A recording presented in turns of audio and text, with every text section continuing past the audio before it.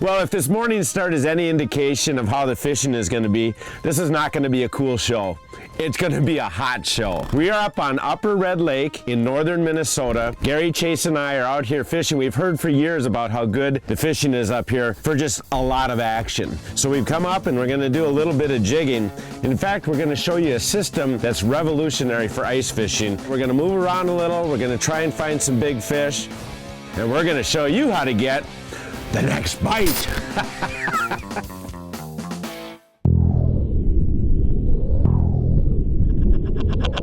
Just looking for the next bite, next bite, next bite, next bite. Just looking for the next bite.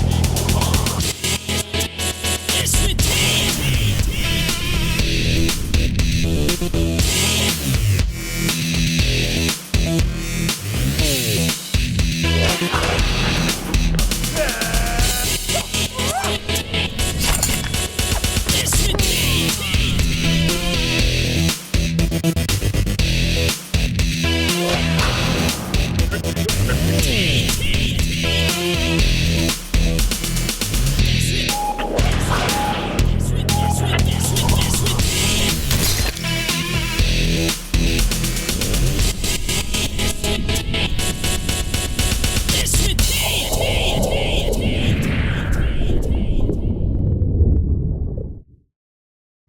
It was a cold December morning at Lambeau Field. Lambeau! Now, let's see, get this all set up. Oh, there's a fish. It was just about 10 years ago, Oh, there he is. around 2006, that Red Lake began showing signs of finally recovering from the catastrophic commercial fishing practices of the late 1990s. Just using a tiny little jig. Since then, thanks to extremely conservative slot and possession limits, I didn't even have my second rod set up. I was just starting to work on it. When you're getting ready to fish, if you can get a rod down right away and get it just hanging there, at least it gives you a chance of getting some fish. Upper Red Lake has some of the hottest ice fishing for walleyes available in northern Minnesota. Oh yeah, decent fish right there. This one's in that slot that you can't keep, so no matter what, it has to go back. But man, is that fun. He's just sitting right there. I almost can't believe he didn't bite it. Just a little higher here. See if we can get him to bite here. You're just hanging around, hanging around. Feels like a better one. It's down in about 12 feet. It's not just the firestorm of aggressive walleyes that are competing for food beneath the deep crust of this December ice that makes this trip west of their home water for Keith Cavias, Chase Parsons, and Gary Parsons a unique venture. There's one. He's hung himself. But rather a chance to have some real fun I have to jiggle this one. with a new technique, Wi-Fi walleyes. The beauty of the long rod. You're gonna have to pay attention. This feels like a pretty good fish. Come on, baby. There you go. Came right in that hole. I didn't see him on the graph. I just happened to glance up and I saw the rod was pinned. Oh, geez, he's a nice one. Oh, yeah. Oh, he did hang himself.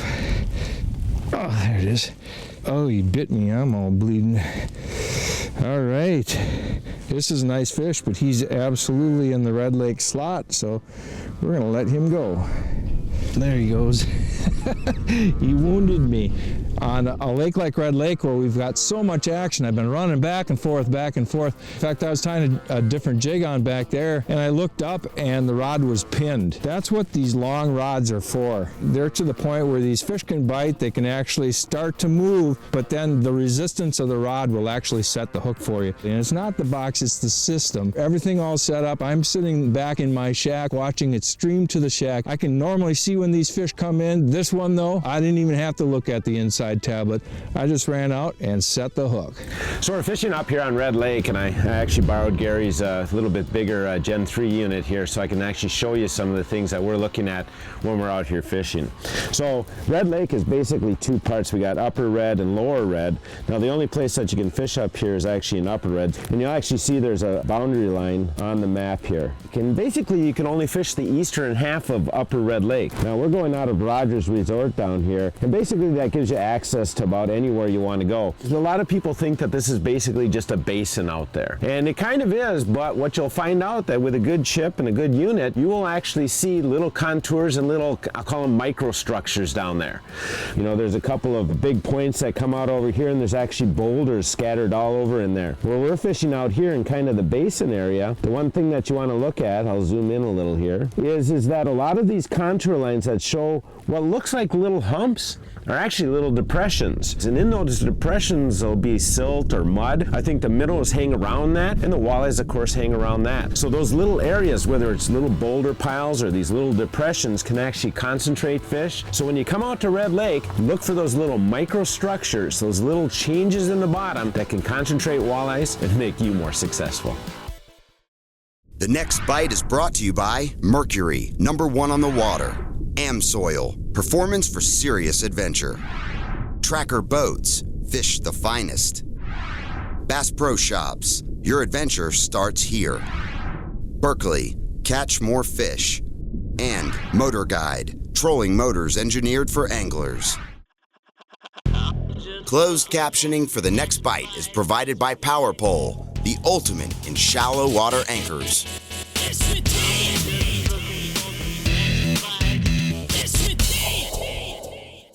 Splitting their setups between remote jigging stations. There's one on the outside. Placed out away from their ice shelters. Feel like a good one? And jigging various spoons and tiny jigs from inside of them. Oh, there's a good mark. Oh, there he is. Cracked it. Targeting the microstructures of Upper Red Lake is proving key for locating higher concentrations of walleye. Snatch and grab. For Keith Cavias, Gary Parsons, Cool thing is, you know, maybe not a ton of big fish up here, but just the action, solid action. Oh, yeah. and Chase Parsons. Oh, yeah. That's a good Red Lake eye right there. I'm going to introduce you to what perhaps could be the biggest innovation in ice fishing in 20 years, because this is a targeted jigging station.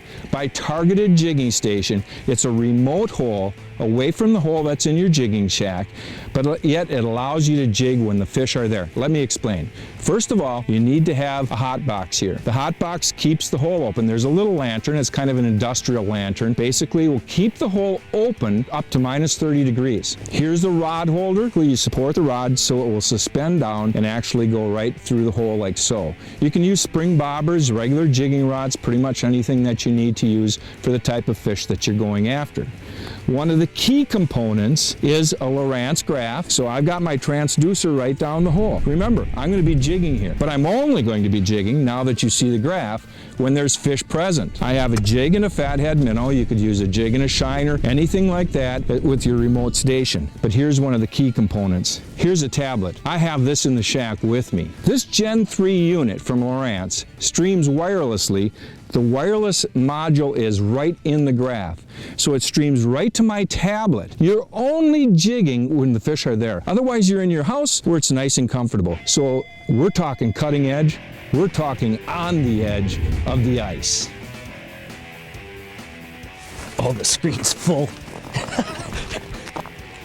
Oh, come on, baby. Oh. There's 3 of them on the screen right now. It's crazy. Oh, yep, there he is. I caught one of them. I'm not sure which one it is. Oh, yeah. This is a nice fish. Come on, baby. Oh, there's his head. There we go. There we go. Yeah. Oh, is this fun?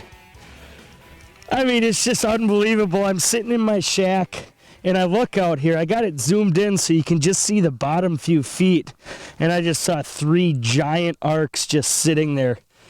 Just jigged them up a little bit and That's what you get right there, man. Is that a pretty fish? Well, buddy, we're going to get you back. You can zoom these Lowrances in so tight that you can see them from a long distance. So we're able to spread out and almost really kind of have a tip-up situation, but have rods out in these hot boxes and still jig these things up, so you really get the best of both worlds.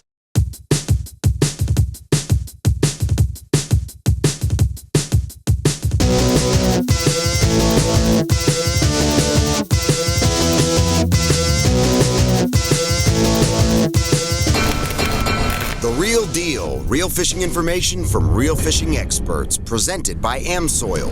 In the north, no matter what species of fish you're going after, walleyes, muskies, northern pike, one of the things that we have a lot of up here are big bodies of water. Green Bay is behind me, and it typically means big waves. And what that means is a little bit larger size boat, especially when it gets rougher. You're gonna wanna be in that 18-foot range and larger. And this specific boat is a brand new 2016 Tracker Targa 20-footer. And this is basically built off the success of that Targa 18. But the one thing that this 20 has that I really, really like is an unbelievable amount of floor space in the back.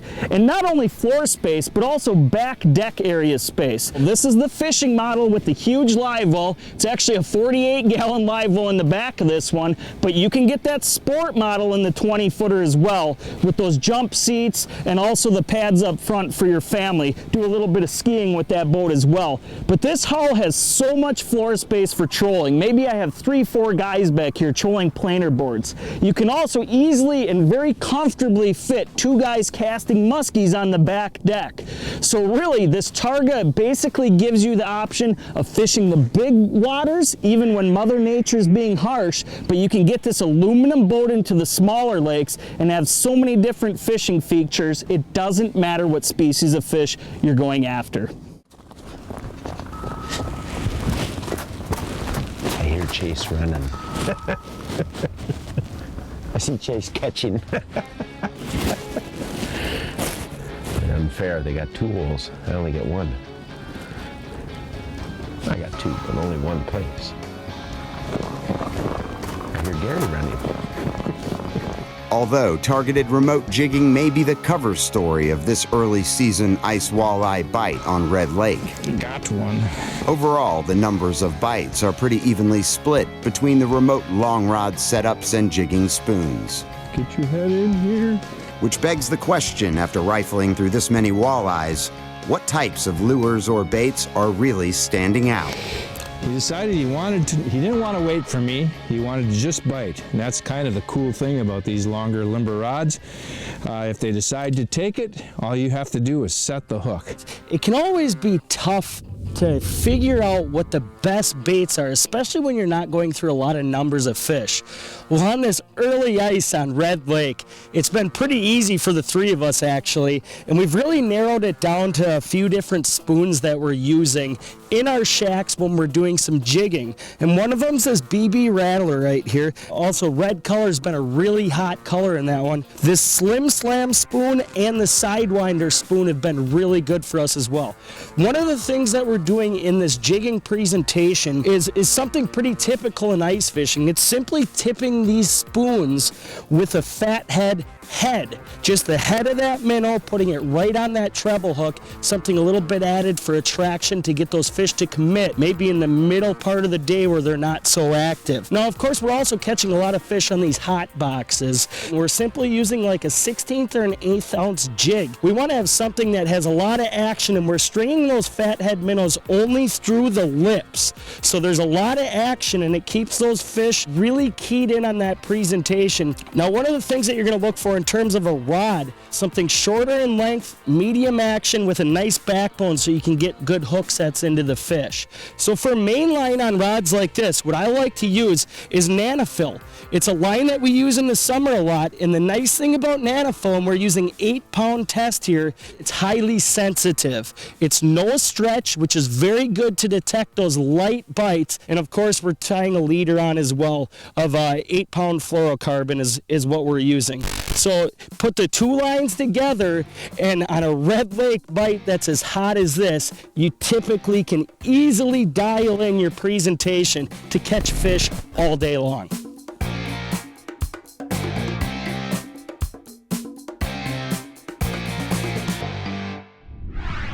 The next bite is brought to you by Mercury, #1 on the water.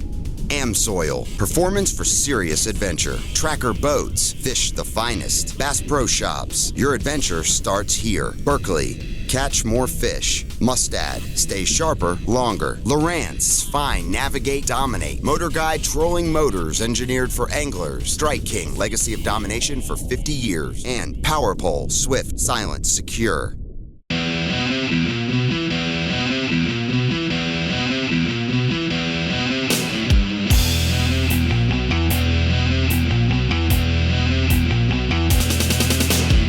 Hot topics, leading information, and tackle and techniques to make you a better angler. Presented by Mercury. One of my favorite movies of all time is Top Gun. And in it, Tom Cruise, who plays Maverick, says to his navigator Goose, "I feel the need for speed." That's kind of the way I've been all of my walleye career, whether I'm tournament fishing or just out fishing. I like the adrenaline rush of ripping across the water at 60 plus miles an hour. Across the country, the biggest walleyes live in big bodies of water, places like the Great Lakes, big reservoirs, big inland lakes. Long runs are often part of the equation, and speed is what's going to get you there quickly and allow you to fish longer. So when I got a chance to run the new Mercury 350 on my boat, the ZV21, I jumped at the chance. I wanted to see if I could get that little extra horsepower, because oftentimes getting that extra horsepower is a difficult thing with walleye boats. These boats aren't necessarily built for speed. What they're built for is handling big waves. They're deep, they're heavy, they got big V's in the front. But I tell you what, after running this 350, it gives me everything I wanted. It gave me a better hole shot, which is a good indication of how well the boat accelerates.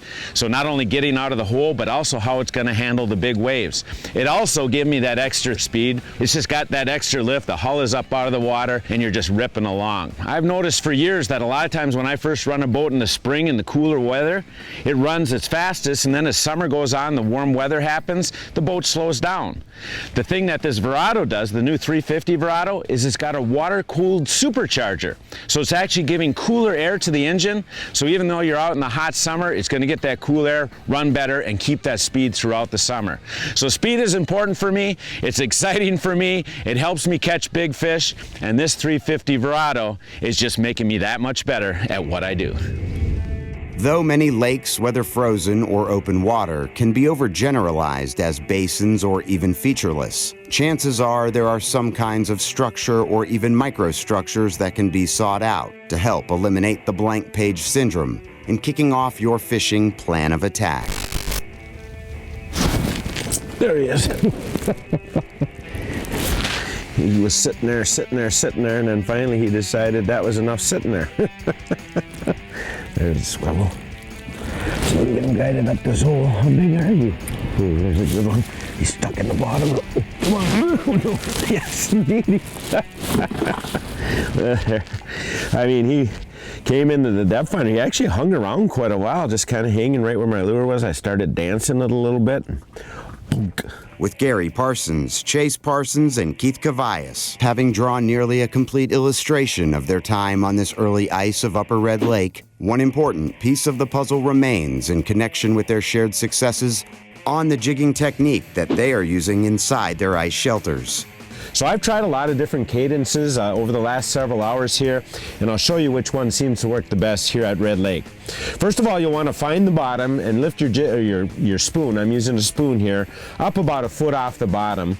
And then what you simply do is pop your rod tip about a foot up and let that spoon flutter down. What that does is throw off lots of flash, lots of vibration. If it's got a rattle in it, lots of sound. And so you're actually trying to draw fish in with that cadence. Now, the next thing you've got to do is get used to watching your depth depth finder, because what you'll see is fish come in then. And a lot of times they might bite it, but if they don't, now you don't want to hop flutter. I've actually seen where that spooks the fish. What you want to do now is you simply want to bounce that spoon in place. And what I'm really trying to do is get it to bounce enough to get that head swinging down, that half of a minnow head down there. If they're still looking at it and still won't bite, after just a little bit, what I'll do is actually keep dancing, but I'll start to lift that fish up. And a lot of times when that fish sees that bait swimming away or dancing away from them, they think it's getting away, they'll actually swoop right up after it. You'll pause just a second, bam, they'll hit it right up there. So use one cadence, the hop flutter, to get them into the hole. Once they're there, dance or dance and lift to actually get them to bite. Oh, there he is. Oh yeah, this is a good fish. I need to get the transducer out for this one. Come on. Oh, he's a nice one. Come on, I gotta get your head in the hole. Come on, come on. Come on, come on, come on. Yes! Oh wow, look at this one. This is a beautiful fish. Whew! Man, I could tell the second that I set the hook that this was gonna be a good one. Come on, buddy, let me have my spoon back. He wasn't gonna get off that one, that's for darn sure. Wow, look at that fish. That's a dandy. I'll tell you, I could see him in the hole. I couldn't get his head in the hole. And all of a sudden up he came. But really, a really nice fish. Good chunky fish for Red Lake here. That's what it's all about, baby. Paddle, paddle, there he goes. Yep. This place is awesome. Between running out to the hot box jigging setup and catching them here in the house, they're wearing me out, man. But it is so much fun. Well, if this morning's bite. I am a fish catching machine. I love getting tangled up in my transducer like nonstop. And then I lost them. I am quite the fish catching machine, as you can see. That goofy looking thing there, that red thing with that minnow hanging on it. I might even eat that. Thinking I gotta eat it. Don't make me eat it. I'm so hungry though, I gotta eat it. Can't believe you didn't eat it. The Next Bite would like to thank Brad Hawthorne and Rogers Resort on the southeastern shore of Upper Red Lake in northern Minnesota. For more information on this amazing fishing and vacation destination, please visit rogersonred.com.